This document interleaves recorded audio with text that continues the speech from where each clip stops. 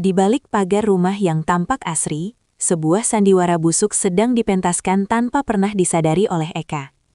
Namun, sang istri yang selama ini dianggap lemah dan penurut, ternyata menyimpan mata-mata di setiap sudut, siap menguliti satu persatu kebohongan Bagas dan Eva yang telah menginjak-injak harga dirinya. Pengkhianatan berdarah dingin ini bukannya berakhir dengan isak tangis yang sia-sia, melainkan menjadi panggung bagi sebuah pembalasan dendam yang sangat elegan dan tak terduga. Penonton akan dibawa menyaksikan bagaimana seorang wanita yang hancur berkeping-keping mampu menyusun kembali puing-puing hidupnya menjadi sebuah kekaisaran bisnis yang megah, sementara para pengkhianat dipaksa merangkak di bawah kakinya untuk memohon ampunan. Inilah kisah tentang kebangkitan yang mematikan, di mana setiap rahasia akan terbongkar dan setiap pengkhianat akan kehilangan segalanya tanpa sisa. Sebelum kita lanjut ke momen pembalasan yang paling mendebarkan, saya ingin tahu, para penonton setia saat ini sedang menonton dari kota mana saja ya? Silahkan tulis nama kota Anda di kolom komentar, agar kita bisa saling menyapa dan mengenal satu sama lain dengan lebih dekat. Kecurigaan itu bermula dari hal-hal kecil yang sepele, seperti aroma parfum asing yang tertinggal di kemeja Bagas, atau senyum yang terlalu lebar saat ia menerima pesan singkat di larut malam. Eka mencoba menepis pikiran buruk itu, meyakinkan dirinya sendiri bahwa suaminya hanyalah kelelahan karena beban kerja yang semakin menumpuk di kantor. Namun setiap kali ia melihat ke arah jendela rumah sebelah, ia menangkap tatapan mata Eva, tetangga sekaligus sahabatnya, yang seolah menyembunyikan sesuatu di balik keramahannya yang berlebihan. Suatu sore saat Eka sedang menyiram tanaman di halaman depan, ia melihat Bagas dan Eva berbincang sangat akrab di dekat pagar pembatas. Sebuah keakraban yang terasa tidak wajar bagi dua orang yang seharusnya hanya sekedar bertetangga. Hati Eka mencelos, merasakan firasat buruk yang mulai merayap pelan namun pasti ke dalam relung jiwanya yang paling dalam. Firasat buruk yang merayap itu seolah mendapatkan pembenaran saat sebuah notifikasi pesan masuk ke ponsel Bagas yang tertinggal di atas meja makan saat suaminya sedang mandi. Eka awalnya ragu untuk menyentuh benda itu. Namun, dorongan rasa ingin tahu yang begitu besar membuatnya memberanikan diri untuk mengintip layar yang menyala terang. Pesan itu singkat, namun sangat intim, berisi ucapan terima kasih atas hadiah yang diberikan, serta ajakan untuk bertemu kembali di tempat yang biasa mereka kunjungi secara rahasia. Yang paling menghancurkan hati Eka adalah nama pengirimnya.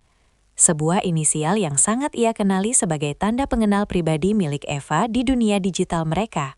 Tangan Eka gemetar hebat. Ponsel itu hampir saja terjatuh ke lantai kayu.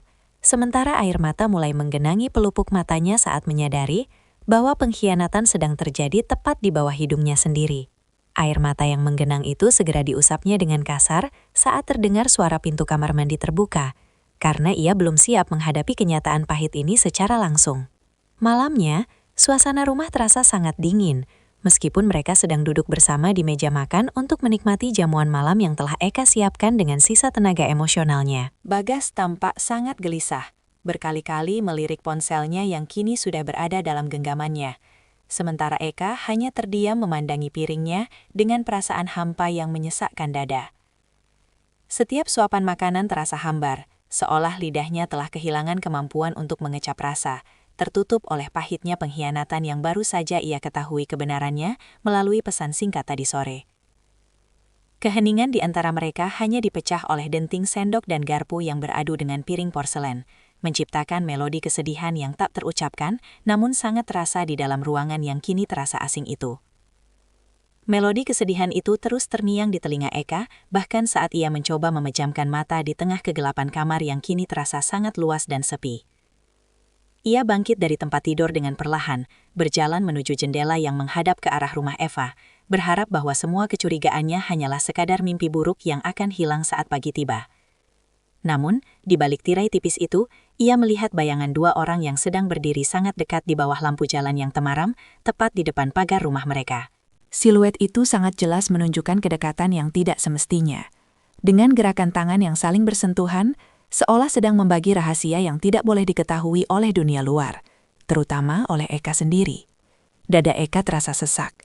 Napasnya memburu saat menyadari bahwa pengkhianatan ini bukan lagi sekadar spekulasi dalam pikirannya, melainkan kenyataan pahit yang kini sedang berlangsung tepat di hadapan matanya yang sembab. Percikan tekad yang mulai membara di dalam jiwa Eka membuatnya bersikap jauh lebih waspada terhadap setiap gerak-gerik Bagas yang selama ini ia anggap wajar. Keesokan harinya, suasana rumah terasa sangat canggung. Bagas menghindari kontak mata langsung saat sarapan, sementara Eka memilih untuk menyibukkan diri dengan tumpukan cucian yang seolah tak kunjung usai. Tepat pukul 5 sore, sebuah panggilan telepon singkat membuat Bagas terburu-buru merapikan tas kerjanya dan berpamitan dengan alasan ada audit mendadak yang mengharuskan ia bekerja lembur hingga larut malam. Eka hanya mengangguk pelan, memberikan senyum hambar yang menyembunyikan badai di balik dadanya. Namun, hatinya tidak lagi bisa dibohongi oleh kata-kata manis suaminya itu. Begitu deru mesin mobil Bagas menjauh dari garasi, Eka segera menyambar kunci mobil miliknya sendiri yang sudah lama tergeletak di atas meja rias, memutuskan untuk mengikuti naluri yang terus berteriak di kepalanya. Eka menjaga jarak aman di belakang mobil Bagas, melewati jalanan kota yang mulai padat oleh kendaraan orang-orang yang pulang bekerja dengan sisa tenaga mereka. Bukannya menuju gedung perkantoran di pusat bisnis, mobil suaminya justru melaju ke arah pinggiran kota yang lebih sunyi dan dipenuhi oleh pepohonan rindang. Di sana, di sebuah kafe tersembunyi dengan arsitektur klasik yang tampak sangat privat, Bagas memarkirkan kendaraannya dengan santai, seolah tempat itu adalah persinggahan tetapnya. Dari kejauhan, dengan tangan yang menggenggam erat kemudi hingga buku-buku jarinya memutih, Eka melihat sesosok wanita keluar dari mobil lain yang sudah terparkir di sana lebih dulu. Itu adalah Eva, mengenakan gaun yang sangat anggun dan tampak sangat serasi saat Bagas menyambutnya dengan sebuah rangkulan hangat yang menghancurkan sisa-sisa harapan Eka. Mereka berdua masuk ke dalam kafe, memilih meja di sudut yang paling gelap dan jauh dari pandangan pengunjung lain yang mungkin mengenali mereka. Eka duduk mematung di dalam mobilnya, membiarkan mesin tetap menyala, namun pikirannya berkelana ke tempat yang sangat jauh dan menyakitkan. Ia melihat melalui jendela kaca kafe bagaimana dua orang yang paling ia percayai di dunia ini saling bertukar tawa dan membagi hidangan dengan kemesraan yang tidak pernah ia bayangkan sebelumnya. Pengkhianatan ini bukan lagi sekadar spekulasi atau pesan singkat yang salah alamat, melainkan sebuah kenyataan visual yang tajam dan tak terbantahkan. Di tengah kesunyian malam yang mulai merayap, Eka menyadari bahwa hidupnya yang tenang telah benar-benar berakhir, digantikan oleh rencana besar yang harus ia susun demi mempertahankan martabatnya sebagai seorang wanita yang tidak bisa lagi diremehkan. Rencana besar yang mulai tersusun di kepala Eka membuatnya mampu mengemudikan mobil pulang dengan ketenangan yang menakutkan, meski dadanya bergemuruh hebat. Ia sengaja memarkir kendaraannya beberapa blok dari rumah, lalu berjalan kaki menyusuri trotoar gelap agar kehadirannya tidak terdeteksi oleh siapapun. Sesampainya di halaman belakang, Eka menyelinap di antara rimbunnya pohon Kamboja, mengamati rumahnya sendiri yang tampak sunyi, namun menyimpan rahasia busuk di dalamnya. Tak butuh waktu lama bagi Eka untuk melihat sebuah pergerakan mencurigakan di balik pagar tanaman yang membatasi wilayahnya dengan rumah Eva.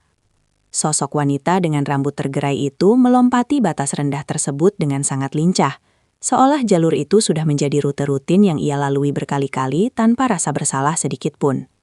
Eka menahan napas saat melihat Bagas sudah menunggu di pintu belakang dengan senyum lebar yang tidak pernah ia berikan lagi di meja makan. Pintu itu terbuka tanpa suara, menyambut masuk sang tetangga ke dalam ruang privasi yang seharusnya menjadi tempat paling suci bagi pernikahan Eka. Dari balik bayangan pohon, Eka menyaksikan bagaimana mereka berdua berdiri sangat dekat di dapur, berbagi bisikan-bisikan kecil yang diselingi tawa tertahan agar tidak terdengar oleh Jamal di sebelah.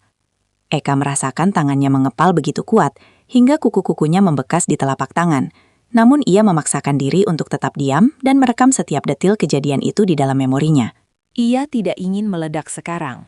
Ia butuh lebih banyak bukti yang tak terbantahkan, agar mereka tidak punya celah untuk mengelak di kemudian hari.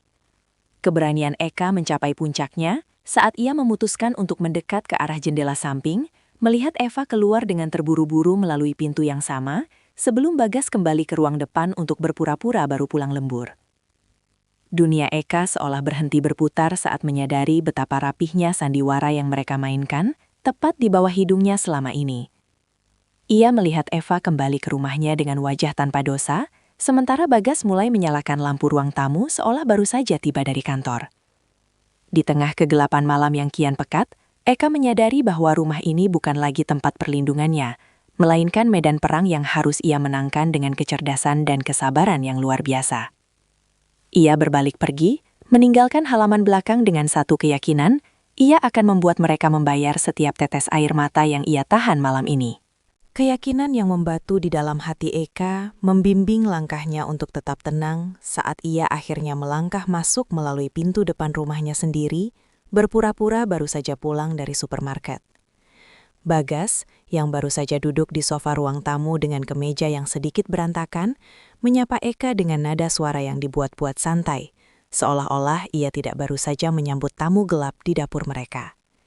Eka membalas sapaan itu dengan anggukan singkat, lalu segera mengunci diri di kamar kerja kecilnya di lantai atas, tempat ia biasa mengurus catatan belanja bulanan.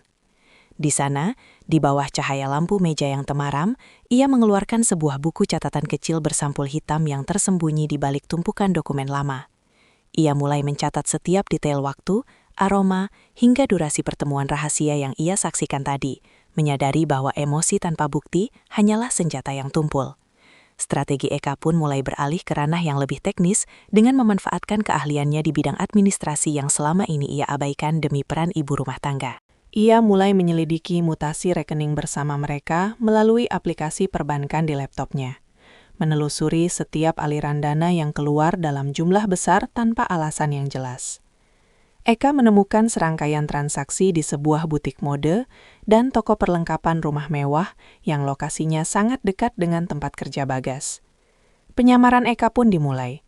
Keesokan harinya, ia mengenakan wig rambut pendek, kacamata hitam besar, dan pakaian yang jauh dari gaya kesehariannya yang feminin. Ia membuntuti Bagas ke pusat perbelanjaan tersebut, menjaga jarak yang cukup jauh agar tidak memancing kecurigaan suaminya yang sedang sibuk memilihkan tas bermerek untuk seseorang. Di balik rak pakaian yang tinggi, Eka melihat Bagas menyerahkan kantong belanjaan mahal itu kepada Eva di area parkir yang sepi. Sebuah pemandangan yang membuat dadanya terasa sesak, namun sekaligus menguatkan tekadnya. Ia tidak lagi menangis karena air matanya telah mengering digantikan oleh perhitungan logika yang dingin dan tajam. Eka mengambil beberapa foto menggunakan ponselnya dari sudut yang tersembunyi, memastikan wajah keduanya terekam jelas saat mereka sedang tertawa lepas merayakan pengkhianatan tersebut. Setiap jepretan kamera adalah sebuah paku tambahan bagi peti mati pernikahan mereka yang kini sedang ia persiapkan secara perlahan namun pasti. Di tengah hiruk-pikuk mall yang ramai, Eka merasa seperti seorang detektif di hidupnya sendiri, menyadari bahwa untuk mengalahkan pengkhianat, ia harus menjadi jauh lebih cerdik dan tak terduga daripada mereka. Pusat perbelanjaan yang ramai menjadi saksi bisu bagaimana Eka bertransformasi dari seorang istri yang rapuh menjadi pengamat yang sangat jeli terhadap setiap kebohongan di hadapannya. Setelah memastikan Bagas dan Eva berpisah arah untuk kembali ke rumah masing-masing, Eka melepaskan penyamarannya di dalam mobil, menghirup udara dalam-dalam untuk menenangkan gemuruh di dadanya. Ia menyadari bahwa ia tidak bisa menanggung beban rahasia ini sendirian jika ingin melangkah ke tahap berikutnya dengan kepala tegak. Sore itu, saat melihat mobil Jamal terparkir di depan rumah tanpa kehadiran Eva yang kabarnya sedang pergi ke salon, Eka memutuskan untuk melangkah melewati pagar rendah yang selama ini menjadi jalur pengkhianatan. Ia membawa sebuah kotak kecil berisi kue buatan sendiri sebagai alasan formalitas. Namun di balik itu, ia membawa kebenaran pahit yang siap ia tumpahkan. Jamal menyambutnya dengan keramahan yang tulus, meski guratan lelah di wajahnya tidak bisa disembunyikan. Pria itu tampak seperti seseorang yang sedang berusaha keras menambal retakan di dinding rumah tangganya sendiri. Di ruang tamu yang tertata apik, Eka duduk berhadapan dengan Jamal, membiarkan keheningan menggantung sejenak sebelum ia meletakkan ponselnya di atas meja kayu dengan layar yang masih menampilkan foto-foto di area parkir tadi. Mata Jamal membelalak, jemarinya bergetar saat menyentuh layar gawai tersebut, dan seketika bahunya merosot seolah seluruh kekuatannya telah ditarik paksa dari raga. Tidak ada teriakan amarah yang keluar dari mulutnya, hanya sebuah desahan panjang yang syarat akan kepedihan mendalam yang selama ini ia tekan di sudut hatinya yang paling gelap. Ternyata, Jamal sudah lama menaruh curiga pada perubahan sikap Eva yang seringkali pulang terlambat dengan alasan yang tidak masuk akal. Namun ia terlalu takut untuk menghadapi kenyataan karena tidak ingin menghancurkan keutuhan keluarga mereka. Eka melihat pantulan dirinya pada pria di depannya. Dua jiwa yang dikhianati oleh orang-orang terdekat di bawah atap yang saling berdampingan. Di tengah suasana sore yang mulai meredup, mereka berdua sepakat untuk menjadi sekutu dalam diam, berjanji untuk saling memberikan informasi dan memperkuat bukti sebelum badai konfrontasi benar-benar meledak. Jamal yang terluka kini memiliki sandaran untuk berdiri, sementara Eka menemukan sekutu strategis yang akan membantunya meruntuhkan panggung sandiwara yang telah dibangun oleh Bagas dan Eva dengan begitu rapi. Persekutuan diam-diam antara Eka dan Jamal memberikan kekuatan baru yang lebih dingin bagi Eka untuk menghadapi momen yang paling ia takuti, perayaan ulang tahun pernikahan mereka yang kelima. Bagas, dengan sikap seolah tidak terjadi apa-apa, telah memesan sebuah meja di restoran mewah di puncak gedung tertinggi di kota, tempat yang dulu selalu menjadi impian Eka untuk merayakan cinta mereka.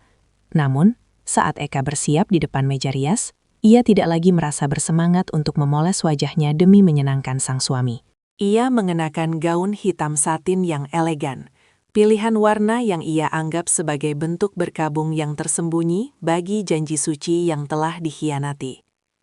Bagas masuk ke kamar dengan senyum lebar, melingkarkan lengannya di bahu Eka sambil memuji kecantikannya.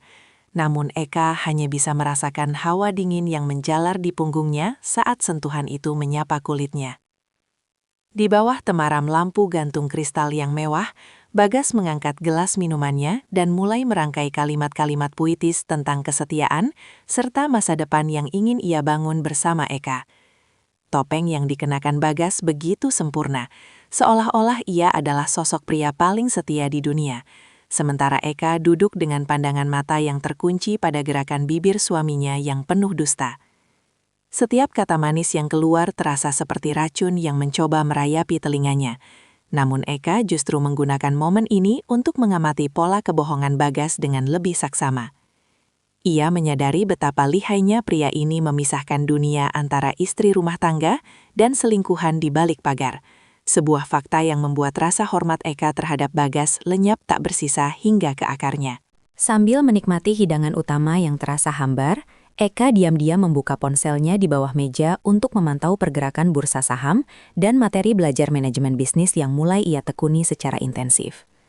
Ia menyadari bahwa perayaan ini bukan lagi tentang cinta, melainkan sebuah pengingat bahwa ia harus segera memiliki kemandirian finansial sebelum badai itu pecah berkeping-keping.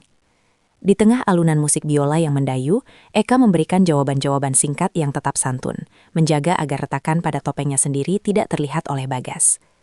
Ia melihat pantulan dirinya di kaca jendela restoran, seorang wanita yang sedang berdiri di ambang transformasi besar, bersiap untuk menukar air matanya dengan lembaran-lembaran kesuksesan yang akan ia bangun sendiri dari nol. Lembaran-lembaran kesuksesan yang mulai dirancang Eka di balik meja restoran mewah itu menjadi satu-satunya pegangan yang membuatnya tetap tegar saat badai yang sebenarnya menghantam malam itu.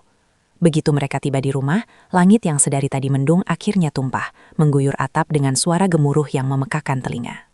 Bagas segera terlelap dengan tenang, seolah bebannya telah terangkat setelah merayakan sandiwara tahunan mereka. Namun Eka memilih untuk berdiri di balkon lantai atas. Ia menatap ke arah rumah sebelah, di mana lampu kamar Eva masih menyala remang-remang, memberikan sinyal yang menyesakan bagi siapapun yang memahaminya. Di tengah derasnya air yang menghujam bumi, Eka merasakan sebuah kejernihan pikiran yang luar biasa. Ia tidak ingin lagi terjebak dalam siklus kecurigaan yang menguras energi dan harga dirinya. Ia mengambil kalender kerja kecil dari laci meja riasnya. Lalu dengan tangan yang mantap, ia melingkari sebuah tanggal tepat 30 hari dari sekarang. Itu adalah batas waktu yang ia berikan pada dirinya sendiri untuk mengalihkan sisa aset pribadinya dan mengamankan kontrak kerjasama catering kecil-kecilan yang sedang ia rintis secara gerilya. Eka menyadari bahwa menangis di bawah guyuran hujan hanya akan membuatnya tampak malang. Sementara, ia butuh kekuatan untuk menjadi pemenang dalam narasinya sendiri. Keputusannya sudah bulat. Ia akan pergi bukan sebagai korban yang melarikan diri, melainkan sebagai seorang pejuang yang telah menyiapkan benteng barunya dengan sangat kokoh.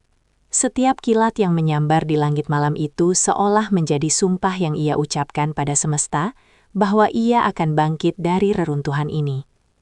Dinginnya angin malam yang merasuk ke tulang tidak lagi ia hiraukan, karena api tekad di dalam dadanya jauh lebih membara daripada rasa sakit hati yang selama ini ia pelihara. Eka menutupi pintu balkon dengan perlahan, memutus pandangannya dari rumah tetangga yang penuh kepalsuan itu, dan kembali masuk ke dalam kamar dengan langkah yang jauh lebih ringan. Ia memandangi wajah suaminya yang sedang tertidur lelap untuk terakhir kalinya dengan rasa cinta, sebelum akhirnya rasa itu menguap sepenuhnya menjadi abu yang dingin. Malam itu, di tengah simfoni hujan yang tak kunjung reda, Eka menetapkan janji suci pada jiwanya sendiri untuk tidak akan pernah membiarkan siapapun merendahkan martabatnya lagi. Ia telah memilih jalannya, sebuah jalan sunyi menuju kemerdekaan yang akan segera ia proklamasikan di hadapan mereka semua. Simfoni hujan yang tak kunjung reda semalam seolah menjadi saksi bisu atas sumpah setia Eka pada dirinya sendiri untuk segera mengakhiri sandiwara yang melelahkan ini. Pagi harinya, sebuah kesempatan emas muncul dalam bentuk undangan acara silaturahmi warga lingkungan yang akan diadakan di Balai Pertemuan Kompleks. Eka, yang menjabat sebagai koordinator dokumentasi, tahu bahwa inilah momen paling tepat untuk menyuguhkan kejutan yang telah ia persiapkan dengan sangat teliti bersama Jamal. Bagas dan Eva datang dengan penuh percaya diri. Bahkan mereka sempat berdiri berdampingan di sudut ruangan sambil bertukar bisikan kecil, tidak menyadari bahwa lensa kamera keamanan dan rekaman yang Eka kumpulkan telah siap ditayangkan. Eka berdiri di samping proyektor dengan jemari yang dingin namun stabil, menatap kerumunan tetangga yang menantikan video kenangan kegiatan sosial mereka selama setahun terakhir. Saat lampu ruangan mulai dipadamkan, suasana menjadi hening, dan layar besar di depan mulai menampilkan slide foto-foto kegiatan warga yang normal pada awalnya. Namun, di tengah durasi, transisi video berubah secara drastis, menampilkan rekaman CCTV dan foto-foto candid di parkiran kafe, serta siluet di balik pagar tanaman yang sangat jelas identitasnya. Bisikan kaget mulai menjalar di antara para tamu saat melihat Bagas dan Eva dalam posisi yang terlalu intim untuk sekadar disebut sebagai tetangga dekat. Eka tetap berdiri tegak di bawah sorotan lampu kecil, memandangi wajah suaminya yang mendadak pucat pasi seperti kehilangan seluruh pasokan oksigen di paru-parunya. Eva tampak gemetar, mencoba menutupi wajahnya dengan tas bermerek pemberian Bagas, sementara Jamal hanya menunduk dengan guratan luka yang kini terekspos secara publik. Panggung yang seharusnya menjadi tempat apresiasi sosial itu, kini berubah menjadi ruang sidang moral bagi dua orang pengkhianat yang selama ini merasa paling cerdik. Eka tidak mengucapkan satu patah kata pun yang menghina. Ia hanya membiarkan visual bicara lebih keras daripada teriakan amarah manapun yang pernah ada.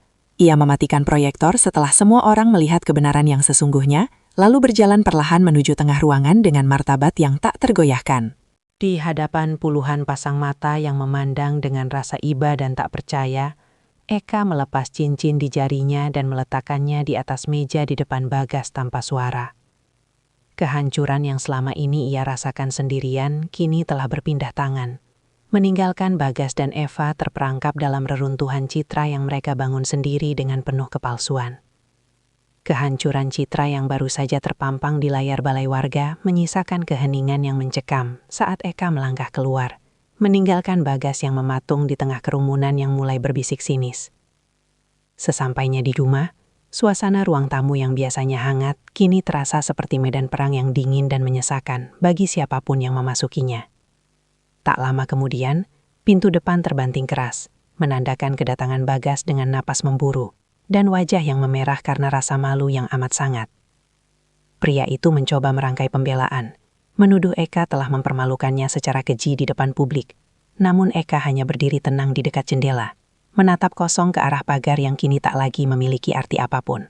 Bagas bersikeras bahwa apa yang terlihat di video hanyalah kesalahpahaman belaka, sebuah bentuk pelarian sesaat yang tidak bermaksud menghancurkan rumah tangga mereka.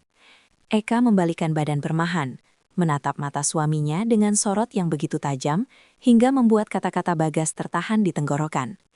Tanpa ada satupun umpatan yang keluar, Eka menyodorkan map plastik berwarna biru yang berisi berkas perceraian dan rincian pembagian aset yang sudah ia susun secara adil namun tegas.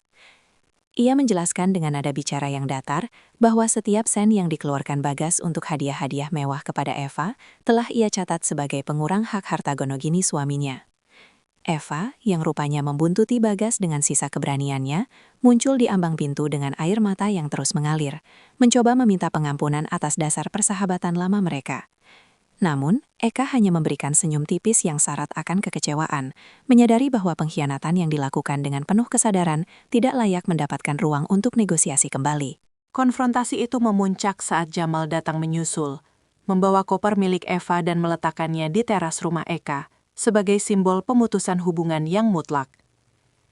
Di tengah ruang tamu itu, 4 orang yang dulunya adalah sahabat dan pasangan yang serasi, kini berdiri sebagai orang asing yang dipisahkan oleh jurang kejujuran yang dalam. Eka menegaskan bahwa ia tidak butuh penjelasan tambahan, karena bukti yang ia miliki sudah cukup untuk menjadi saksi di pengadilan manapun kelak. Ia meminta Bagas untuk segera mengemasi barang pribadinya malam itu juga, karena sertifikat rumah ini secara hukum telah dialihkan atas nama Eka sebagai bentuk ganti rugi material yang disepakati sebelumnya. Di bawah sorot lampu ruang tamu yang mulai berkedip, Eka berdiri sebagai satu-satunya sosok yang tidak goyah. Sementara dunia Bagas dan Eva runtuh berkeping-keping tanpa ada satupun sandaran yang tersisa. Dunia Bagas dan Eva yang runtuh berkeping-keping malam itu hanyalah permulaan dari rangkaian konsekuensi pahit yang harus mereka telan sebagai buah dari pengkhianatan yang mereka semai. Keesokan harinya, kabar mengenai rekaman di balai warga menyebar secepat api yang tertiup angin kencang, menjangkau hingga ke telinga jajaran direksi di perusahaan tempat Bagas mengabdi sebagai manajer senior. Etika profesi yang dijunjung tinggi di kantornya membuat skandal moral ini menjadi alasan kuat bagi perusahaan untuk melakukan peninjauan ulang terhadap posisinya yang strategis. Tanpa menunggu waktu lama, Bagas menerima surat pemutusan hubungan kerja karena dianggap telah mencoreng citra baik korporasi, meninggalkan pria itu tanpa penghasilan tetap di tengah jeratan cicilan yang mulai menumpuk. Ia tertuduk lesu di taman kota, menyadari bahwa jabatan yang selama ini ia banggakan telah lenyap bersamaan dengan hilangnya kepercayaan dari wanita yang paling tulus mencintainya. Sementara itu, Eva mengalami nasib yang tak kalah memilukan di lingkungan sosial yang selama ini memujanya sebagai sosok wanita yang anggun dan santun. Jamal, yang biasanya pendiam, kini bersikap sangat tegas dengan memutus akses komunikasi sepenuhnya dan mengusir Eva dari rumah mereka dengan membawa sisa barang pribadinya saja. Teman-teman arisan dan komunitas sosial yang dulu sering berkumpul di rumah Eva, kini menutup pintu rapat-rapat. Bahkan mengeluarkannya dari seluruh grup komunikasi digital. Eva yang terbiasa hidup dalam kemewahan hasil subsidi dari dompet Bagas, kini harus berhadapan dengan kenyataan hidup di kamar indekos sempit di pinggiran kota yang panas dan pengap. Ia mencoba menghubungi Bagas untuk meminta perlindungan, namun pria itu justru menyalahkannya atas hancurnya karier dan reputasi yang telah ia bangun selama puluhan tahun. Eka, dari balik jendela rumahnya yang kini terasa lebih luas dan tenang, mengamati truk pindahan yang mengangkut barang-barang terakhir milik Bagas dengan tatapan datar. Ia tidak merasakan kepuasan dendam, melainkan sebuah kelegaan yang murni, karena beban kepalsuan itu telah benar-benar terangkat dari pundaknya. Ia mulai membersihkan setiap sudut ruangan, membuang barang-barang yang memicu kenangan buruk, dan menggantinya dengan semangat baru untuk menata masa depan. Di tengah kesunyian rumah yang kini hanya dihuni oleh dirinya sendiri, Eka menyadari bahwa kehilangan segalanya bagi Bagas dan Eva adalah harga yang pantas untuk sebuah kejujuran yang mereka injak-injak. Kini, saatnya bagi Eka untuk berhenti menatap ke belakang dan mulai memfokuskan seluruh energinya pada benih-benih bisnis yang mulai menunjukkan tanda-tanda pertumbuhan yang menjanjikan. Benih-benih bisnis yang mulai menunjukkan tanda-tanda pertumbuhan yang menjanjikan itu menjadi penyulut semangat Eka untuk segera meninggalkan segala kenangan pahit di kompleks perumahan tersebut. Meskipun ia secara hukum memenangkan hak atas rumah itu, Eka merasa bahwa dinding-dindingnya terlalu banyak merekam suara pengkhianatan yang pernah terjadi di sana. Ia memutuskan untuk menjual properti tersebut dan menggunakan seluruh dananya sebagai modal awal untuk membangun studio manajemen acara dan catering premium di kawasan bisnis yang lebih dinamis. Pagi itu, Eka menyerahkan kunci rumah kepada pemilik baru dengan tangan yang mantap, lalu melangkah menuju mobilnya tanpa sekalipun menoleh ke arah pagar tanaman yang dulu membatasi wilayahnya dengan Eva. Ia merasa seolah-olah beban ribuan ton yang selama ini menghimpit pundaknya telah menguap ke udara, digantikan oleh oksigen kebebasan yang segar dan menghidupkan kembali jiwanya yang sempat mati suri. Apartemen barunya di pusat kota menawarkan pemandangan gedung-gedung pencakar langit yang berkilau, sebuah simbol dari ambisinya yang kini melambung tinggi tanpa batas. Eka mulai menata ruang kerjanya dengan perangkat komputer canggih dan papan visi yang dipenuhi oleh jadwal pertemuan dengan klien-klien potensial dari perusahaan besar. Jamal, yang juga memutuskan untuk memulai hidup baru di kota berbeda, sempat mengirimkan pesan singkat berisi dukungan moral yang menguatkan tekad Eka untuk terus melaju ke depan. Di tempat baru ini tidak ada lagi yang mengenalinya sebagai istri yang dikhianati, melainkan sebagai sosok wanita mandiri yang cerdas dalam mengelola setiap peluang yang ada. Ia menghabiskan malam-malam pertamanya dengan menyusun strategi pemasaran digital yang inovatif, memastikan bahwa nama usahanya akan segera dikenal luas di kalangan menengah atas. Langit baru yang ia tatap dari balkon apartemennya malam itu terasa begitu jernih. Seolah alam semesta sedang merestui setiap jengkal langkah yang ia ambil dengan keberanian tinggi. Eka menyadari bahwa rasa sakit yang dialaminya dulu adalah proses penghancuran cangkang lama, agar ia bisa lahir kembali sebagai pribadi yang jauh lebih tangguh dan berwibawa. Tidak ada lagi ruang untuk meratap, karena jadwalnya kini telah dipenuhi oleh janji temu dengan para vendor dan investor yang tertarik pada konsep bisnisnya yang unik. Ia memejamkan mata sejenak, meresapi keheningan yang kini bukan lagi berarti kesepian, melainkan sebuah kedamaian hakiki yang ia perjuangkan dengan cucuran keringat dan air mata. Esok pagi, ia akan bangun bukan untuk melayani ego pria lain, melainkan untuk membangun kekaisaran bisnisnya sendiri yang akan menjadi bukti nyata atas keberhasilannya bangkit dari keterpurukan. Esok pagi itu tiba dengan semburat jingga yang membakar semangat Eka untuk segera mewujudkan kekaisaran bisnis yang telah ia impikan di balik meja apartemennya yang dingin. Langkah pertamanya dimulai dengan menyewa sebuah ruko kecil di area strategis yang ia sulap menjadi dapur produksi catering higienis sekaligus kantor manajemen acara yang estetik. Eka tidak lagi mengenakan celemek bunga-bunga yang identik dengan pengabdian domestiknya dulu, melainkan setelan blazer kerja yang mencerminkan profesionalitas seorang pemimpin wanita. Ia turun tangan langsung melakukan kurasi bahan baku terbaik, memastikan setiap menu yang disajikan memiliki standar kualitas yang sulit ditandingi oleh kompetitor manapun di pasar kelas atas. Keulatan Eka mulai membuahkan hasil saat sebuah bank swasta besar mempercayakan paket jamuan makan siang mereka selama setahun penuh kepadanya. Tantangan di dunia usaha ternyata jauh lebih kompleks daripada sekedar mengurus urusan rumah tangga. Namun Eka menghadapi setiap kendala operasional dengan ketenangan yang luar biasa. Ia merekrut beberapa karyawan muda yang memiliki dedikasi tinggi, menularkan visi besarnya bahwa bisnis ini bukan hanya soal mencari keuntungan, melainkan tentang membangun reputasi yang tak ternoda. Di tengah kesibukannya, Eka seringkali harus terjaga hingga larut malam untuk mempelajari skema pemasaran digital dan algoritma media sosial demi memperluas jangkauan pasarnya secara organik.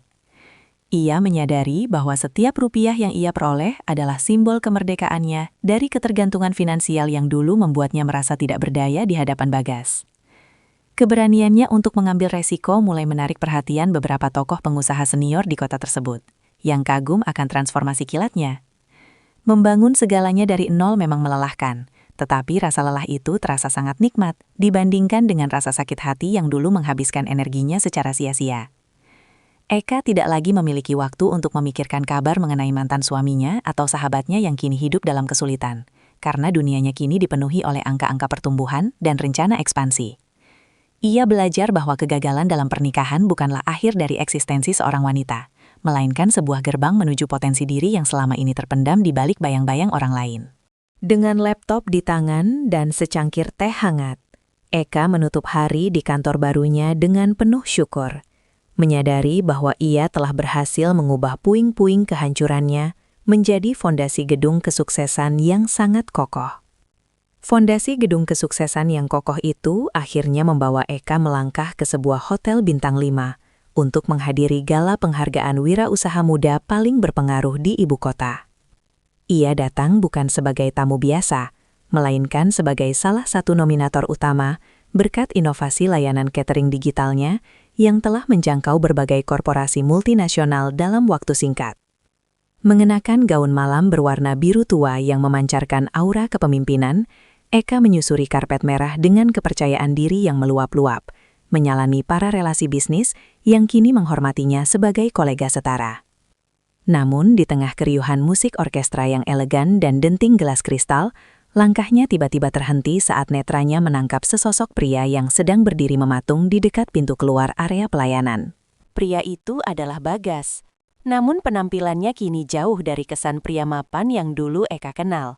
Ia mengenakan seragam petugas kebersihan hotel yang tampak sedikit kebesaran di tubuhnya yang mulai kurus. Mata mereka bertemu selama beberapa detik yang terasa sangat panjang, menciptakan sebuah keheningan yang menyesakan di tengah kemeriahan acara bergengsi tersebut. Bagas tampak sangat terkejut sekaligus malu, segera menundukkan kepalanya dalam-dalam sambil mencengkram erat alat pembersih yang ia pegang, mencoba menghindari tatapan wanita yang dulu ia khianati. Eka merasakan secercah rasa iba yang sangat tipis, namun perasaan itu segera tertutup oleh realita bahwa setiap orang harus memanen apa yang telah mereka tanam di masa lalu. Pertemuan tak terduga itu tidak membuat pertahanan emosional Eka goyah, melainkan justru menjadi konfirmasi nyata bahwa ia telah benar-benar melampaui masa kelamnya. Tanpa mengucapkan sepatah kata pun atau menunjukkan gestur merendahkan, Eka melanjutkan langkahnya menuju panggung utama saat namanya dipanggil sebagai pemenang kategori pengusaha wanita terbaik tahun ini.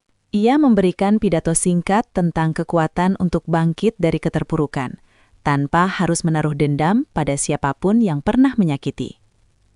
Di bawah sorotan lampu panggung yang menyilaukan, Eka menyadari bahwa kemenangan sejatinya bukanlah saat melihat Bagas jatuh, melainkan saat ia mampu berdiri di puncak kesuksesan dengan hati yang telah sepenuhnya bersih dari sisa-sisa kepahitan masa lalu.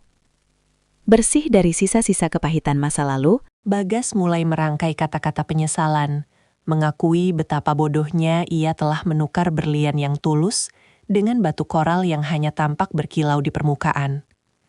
Ia menceritakan betapa hidupnya kini luntang-lantung setelah dipecat dari jabatan lamanya. Sementara Eva pun telah meninggalkannya begitu tabungannya ludes untuk biaya hidup yang tak lagi bersubsidi. Bagas memohon sebuah kesempatan kedua, atau setidaknya bantuan finansial untuk sekadar menyambung hidup, dengan harapan bahwa kelembutan hati Eka yang dulu ia kenal masih tersisa sedikit saja. Namun, Eka hanya menatapnya dengan pandangan yang teduh namun berjarak, seolah ia sedang melihat seorang pengelana asing yang tersesat di tengah jalan setapak yang sudah lama ia tinggalkan. Ia menyadari bahwa permintaan maaf Bagas bukanlah lahir dari kesadaran moral yang murni, melainkan dari rasa putus asa akibat kesulitan ekonomi yang kini menjepit lehernya dengan sangat kuat. Eka menarik napas dalam-dalam, lalu merogoh tas tangannya, bukan untuk mengambil dompet, melainkan untuk memberikan sebuah kartu nama dari perusahaan penyalur tenaga kerja miliknya. ia menegaskan bahwa pintu masa lalu sebagai suami istri telah tertutup rapat dan terkunci secara permanen. Namun, sebagai sesama manusia, ia hanya bisa memberikan peluang untuk bekerja secara halal. Penyesalan Bagas yang terlambat itu hanya membentur dinding ketegasan Eka yang kini telah memiliki standar hidup yang jauh lebih tinggi dan bermartabat. Tanpa ada air mata atau amarah yang meledak, Eka masuk ke dalam mobilnya dan perlahan melaju meninggalkan Bagas yang masih terpaku di tengah kegelapan area parkir tersebut. Ia menutup jendela mobilnya rapat-rapat, membiarkan deru mesin membungkam suara masa lalu yang mencoba merayap kembali ke dalam kehidupannya yang kini sudah sangat cemerlang. Suara masa lalu yang mencoba merayap kembali itu akhirnya benar-benar tenggelam oleh deru mesin mobil yang membawa Eka menuju kantor pusat perusahaannya yang kini menempati lantai teratas sebuah gedung pencakar langit. Pagi ini, suasana lobi utama dipenuhi oleh karangan bunga ucapan selamat atas keberhasilan Eka mengekspansi bisnis catering dan manajemen acaranya hingga ke pasar mancanegara. Ia melangkah melewati pintu kaca otomatis dengan aura kepemimpinan yang begitu karismatik. Menyapa setiap stafnya dengan senyum tulus yang memancarkan kedamaian batin. Eka bukan lagi sekadar pengusaha lokal yang berjuang mencari klien. Ia telah bertransformasi menjadi seorang CEO yang disegani, yang inovasinya dalam mengintegrasikan teknologi pangan dan estetika acara menjadi tolok ukur baru di industri tersebut. Di atas meja kerjanya yang minimalis, bertumpuk dokumen kontrak kerjasama dengan berbagai kedutaan besar yang ingin memperkenalkan kuliner Nusantara melalui tangan dinginnya. Ruang kerjanya yang berdinding kaca memberikan pemandangan kota yang sangat luas, mengingatkannya bahwa batasan hidup seseorang hanyalah sejauh keberaniannya untuk bermimpi dan bertindak. Eka duduk di kursi kepemimpinannya, bukan untuk menyombongkan harta, melainkan untuk merenungi betapa jauh ia telah melangkah sejak malam kelam di bawah guyuran hujan setahun yang lalu. Ia kini sering diundang sebagai pembicara utama dalam seminar-seminar pemberdayaan wanita, membagikan kisah tentang bagaimana kemandirian finansial adalah perisai terkuat bagi martabat seorang perempuan. Tidak ada lagi gurat kesedihan atau rasa hampa di wajahnya. Yang tersisa hanyalah binar kecerdasan dan ketegasan seorang wanita yang telah berhasil menjinakkan badai hidupnya sendiri. Keberhasilan ini terasa begitu manis karena ia membangunnya dengan kejujuran dan kerja keras yang tidak mengandalkan belas kasihan siapapun. Eka menyadari bahwa mahkota kesuksesan yang ia kenakan saat ini dibentuk dari tempaan rasa sakit yang ia ubah menjadi energi kreativitas yang tak terbatas. Sambil menatap pantulan dirinya di jendela kaca, ia merasa bangga pada sosok wanita yang berani memilih untuk bangkit daripada terus meratapi nasib di balik pagar tetangga. Di tengah kesibukannya memimpin rapat direksi, Eka merasa hidupnya kini telah lengkap, bukan karena kehadiran seorang pria di sampingnya, melainkan karena ia telah menemukan kembali jati dirinya yang sempat hilang. Ia telah menjadi nahkoda yang tangguh bagi kapalnya sendiri, siap mengarungi samudra kesuksesan yang lebih luas lagi dengan penuh keyakinan dan kehormatan. Jati diri yang sempat hilang itu kini telah kembali dalam bentuk kematangan emosional yang membuat Eka tidak lagi mudah goyah oleh bayang-bayang penyesalan orang lain. Suatu sore, saat ia sedang meninjau persiapan acara amal di galeri seni miliknya, Bagas muncul kembali dengan penampilan yang lebih rapi, namun pancaran matanya menyiratkan keputusasaan yang mendalam. Pria itu membawa seikat bunga mawar putih, bunga kesukaan Eka di masa lalu, dan mencoba bersimpuh di hadapannya sambil memohon agar mereka bisa memperbaiki hubungan dari titik nol. Bagas berjanji akan menjadi pria yang lebih baik dan bersedia melakukan apapun demi mendapatkan kembali kepercayaan wanita yang kini telah menjadi ikon kesuksesan tersebut. Namun, Eka hanya berdiri tenang dengan tangan bersedekap, menatap bunga-bunga itu seolah-olah mereka adalah benda asing yang sudah tidak memiliki tempat di dunianya yang baru. Eka menghela napas panjang, menatap mantan suaminya dengan sorot mata yang penuh pengampunan, namun tanpa ada sedikit pun celah untuk rekonsiliasi romantis. Ia menjelaskan dengan intonasi suara yang stabil bahwa memaafkan adalah keputusannya untuk menyembuhkan luka batinnya sendiri, bukan undangan bagi pengkhianat untuk kembali masuk ke dalam ruang privasinya. Bagas tertegun, menyadari bahwa sosok lembut yang dulu bisa ia manipulasi dengan kata-kata manis, kini telah bertransformasi menjadi baja yang sangat kuat dan tidak tergoyahkan. Eka menegaskan bahwa kebahagiaan yang ia rasakan saat ini tidak lagi bergantung pada validasi dari seorang pria, melainkan bersumber dari rasa syukur atas keberhasilannya berdiri di atas kaki sendiri. Ia meminta Bagas untuk berhenti mengejarnya, karena setiap langkah yang ia ambil sekarang adalah untuk masa depan, bukan untuk memungut puing-puing masa lalu yang sudah lama menjadi debu. Pernyataan penutup itu disampaikan Eka tanpa ada nada kebencian, melainkan dengan ketegasan yang sangat elegan, hingga membuat Bagas perlahan mundur dan meninggalkan galeri dengan bahu yang layu. Eka meletakkan kembali bunga pemberian itu di atas meja resepsionis untuk dibagikan kepada pengunjung. Sebuah simbol bahwa ia telah benar-benar melepaskan segala keterikatan emosional dengan masa lalunya. Ia menyadari bahwa memaafkan adalah cara terbaik untuk melangkah pergi. Namun kembali adalah kesalahan yang tidak akan pernah ia ulangi lagi dalam sejarah hidupnya. Di bawah sorotan lampu galeri yang artistik, Eka merasakan kelegaan yang luar biasa. Seolah-olah sekat terakhir yang menghalangi kebebasan murninya telah runtuh sepenuhnya. Kini, ia benar-benar siap untuk menutup bab pengkhianatan ini dan menuliskan lembaran terakhir dari kisahnya dengan tinta emas kesuksesan yang abadi. Tinta emas kesuksesan yang abadi itu kini mengering dengan sempurna pada lembaran terakhir perjalanan hidup Eka, menandai berakhirnya sebuah era kepalsuan. Beberapa tahun telah berlalu, dan Eka kini berdiri di halaman depan rumah barunya yang megah, sebuah mahakarya arsitektur yang ia bangun dari hasil keringat dan air matanya sendiri. Rumah ini tidak lagi memiliki pagar tanaman rendah yang rapuh dan mudah dilalui oleh pengkhianatan, melainkan sebuah gerbang ukir besi yang kokoh, namun tetap elegan. Di taman luas yang asri itu, ia menanam berbagai bunga yang melambangkan ketangguhan, dikelilingi oleh tembok yang bukan bertujuan untuk menutup diri, melainkan untuk melindungi kedamaian batin yang telah ia perjuangkan dengan susah payah. Eka menghirup udara sore yang sejuk, menyadari bahwa definisi rumah baginya bukan lagi sekadar bangunan fisik, melainkan rasa aman yang terpancar dari dalam jiwanya yang telah utuh kembali. Pesan moral dari perjalanannya terasa begitu kuat saat ia melihat pantulan dirinya di kolam air mancur yang jernih.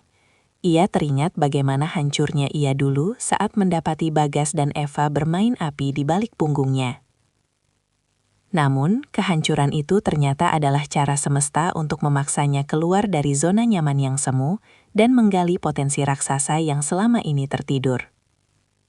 Eka menyadari bahwa kesuksesan sejati bukanlah tentang membalas dendam dengan rasa sakit yang sama, melainkan dengan cara bertumbuh menjadi pribadi yang jauh lebih berkualitas hingga masa lalu tak lagi mampu menjangkaunya. Pengkhianatan mungkin telah merobek hatinya, tetapi keberanian untuk bangkit dan membangun karir telah menjahit kembali luka itu dengan benang-benang kemandirian yang tak terputus. Ia belajar bahwa cinta yang paling tulus haruslah dimulai dari mencintai diri sendiri terlebih dahulu, sebelum memberikannya kepada orang lain yang layak menghargainya. Matahari perlahan tenggelam di ufuk barat, membiarkan cahaya lampu taman mulai menyala otomatis, menyinari jalan setapak yang bersih dan tertata. Eka masuk ke dalam rumahnya yang tenang, menutup pintu dengan keyakinan bahwa masa depannya akan selalu cerah. Selama ia tepat memegang teguh kejujuran dan kerja keras. Ia tidak lagi menoleh ke belakang dengan rasa benci, melainkan dengan rasa syukur karena badai itu telah membentuknya menjadi CEO yang tangguh dan wanita yang menginspirasi banyak orang.